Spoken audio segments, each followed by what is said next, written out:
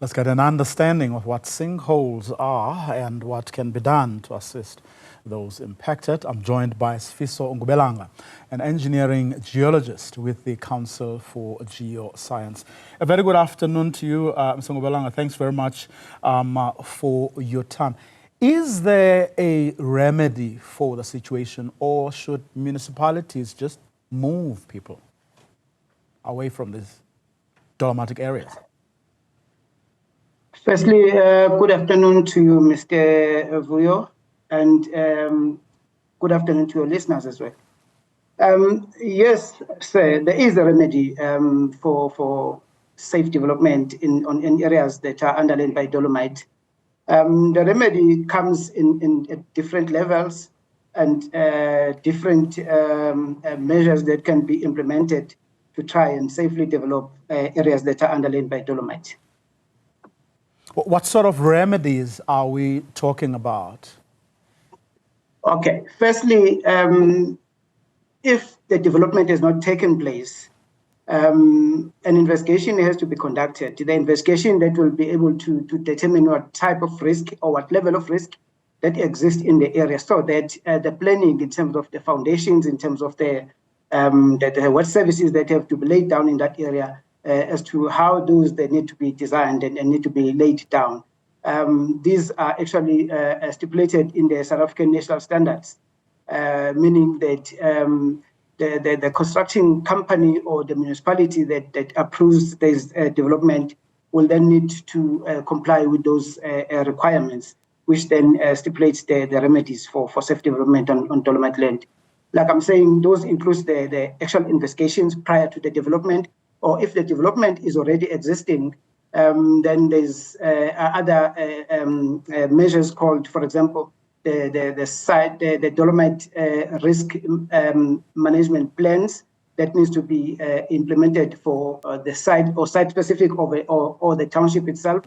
And those includes, for example, making sure that the pipes that are put in place are in accordance or are in compliance with the risk that has been determined from the investigation. And also the homeowners themselves, once they have constructed, once the houses have been constructed, then the house owners have to be aware of the risk that is prevailing on the dolomite land, and also be aware of what is required of them in terms of what they need to do within their yards, in terms of the water itself. For example, the water that cascade from the roof or the leaking taps, they need to be aware of those. They need to make sure that the leaking does not happen, or the water from the storms or from the rains is actually taken away from the house. It does not pond within the premises, so that then we can make sure that the sinkholes do not happen within the premises or closer to the house. And really, the reason I went straight to that, to whether, in fact, there are solutions to this problem, is because the people of Carletonville, in particular, have been living with this problem for almost 6 years now. And reports indicate that the situation has gotten worse over the years.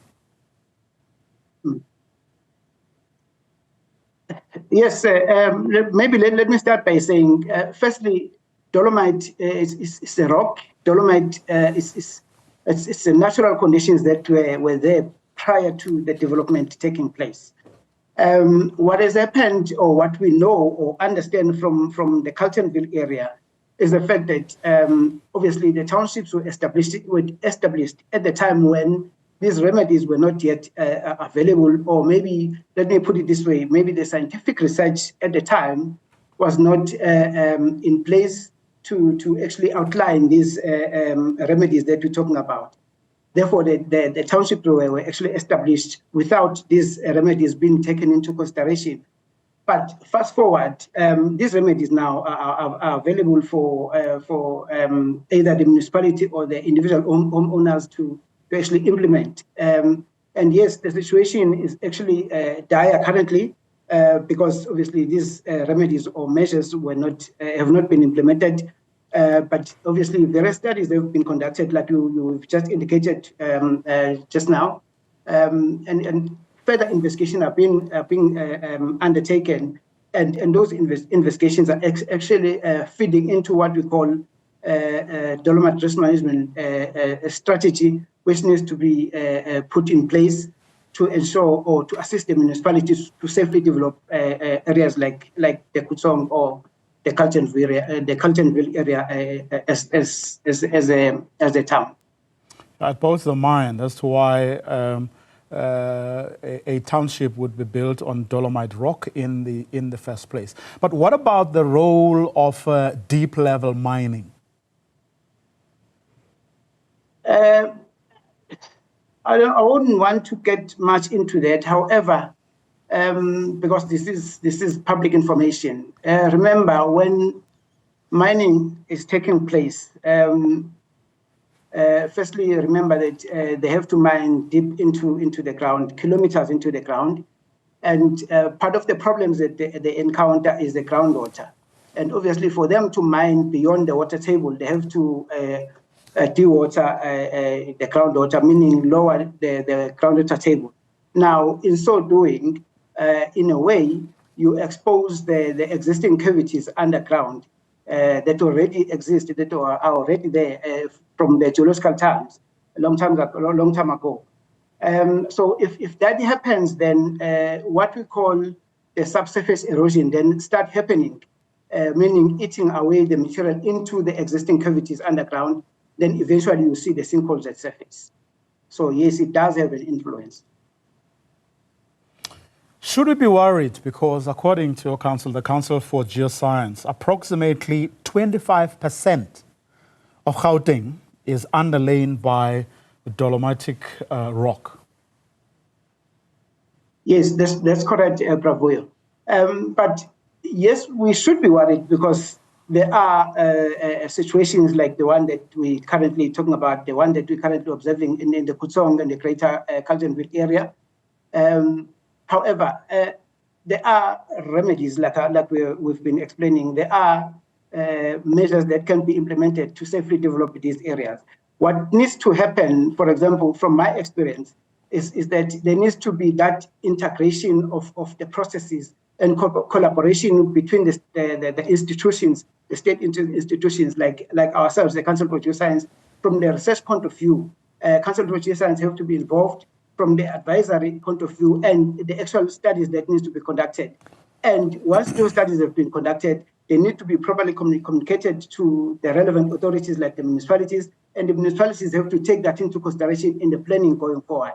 But in terms of the structures or the townships that are already existing, what needs to happen is in line with the South African National Standard number 1936. We need to put together or put in place and actually implement what is called Dolomitic risk management strategy to ensure that all the requirements are in place to actually mitigate against the risk that is already identified in that area.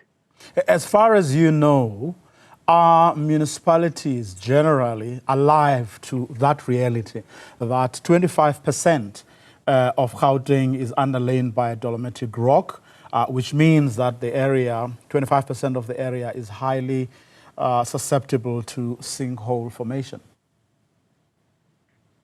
I would assume, Pravio, that when you say the municipality, you mean maybe Merafong, because we're talking about the Carletonville. If my assumption is correct, I would say yes, they are aware, because we are working with them in a number of programs to try and mitigate the situation in the greater Carletonville area. So yes, they are aware, and there are programs in place that are being put in place, including the research that Council for Geoscience in particular, that we are currently undertaking to make sure that we assist the municipality in addressing the current situation that they are facing from a Dolomite-related point of view. Sifiso Ngubelanga, thank you very much for your time and insights this afternoon. Thank you. More news when we return.